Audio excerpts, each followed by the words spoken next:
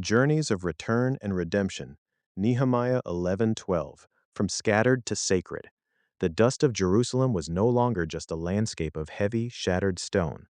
It had become a fortified perimeter enclosing an incredibly fragile vacuum, Alex Rivera said, his voice carrying a crisp, narrative cadence as he leaned toward his microphone.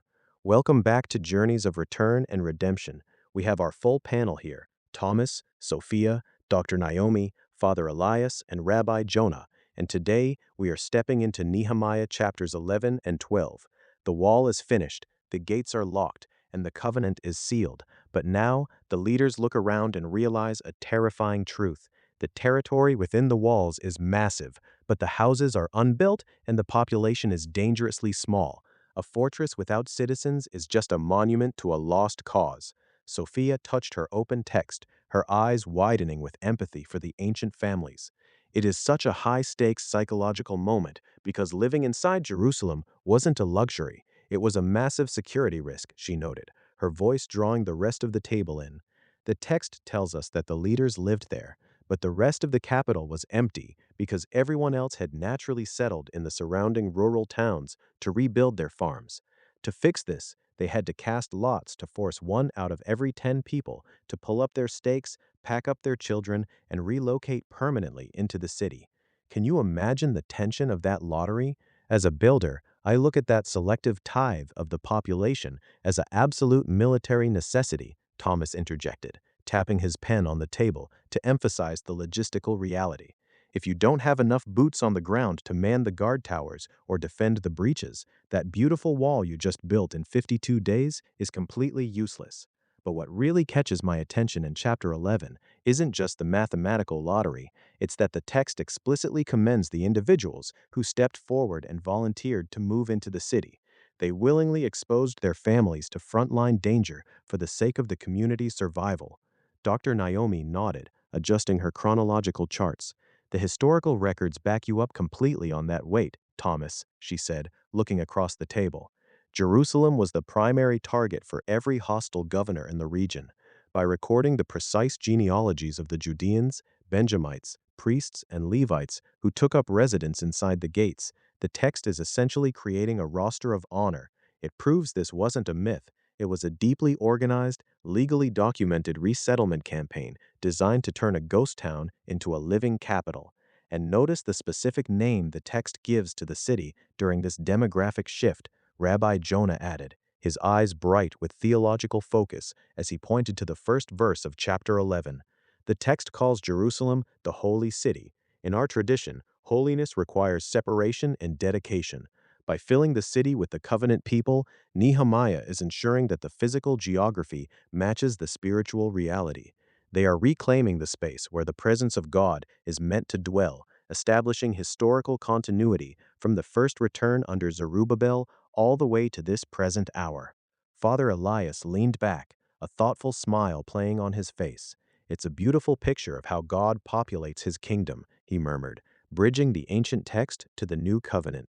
He doesn't leave his city empty. He calls people out of their comfortable places and places them precisely where they are needed to defend and advance the community of faith.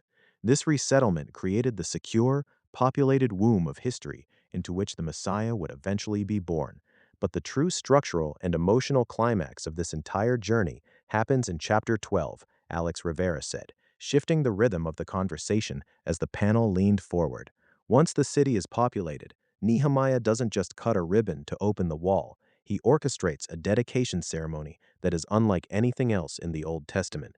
He tracks down the Levites and singers from all their surrounding villages and brings them into Jerusalem to celebrate the dedication with gladness, hymns of thanksgiving, and cymbals, harps, and lyres. Thomas let out a low whistle, his engineering mind picturing the sheer scale of the event. The architecture of this celebration is pure genius, he said, gesturing with his hands to draw the map in the air. Nehemiah takes the leaders of Judah and divides them into two massive choirs. He puts them directly on top of the newly completed wall. Think about the structural integrity required for that.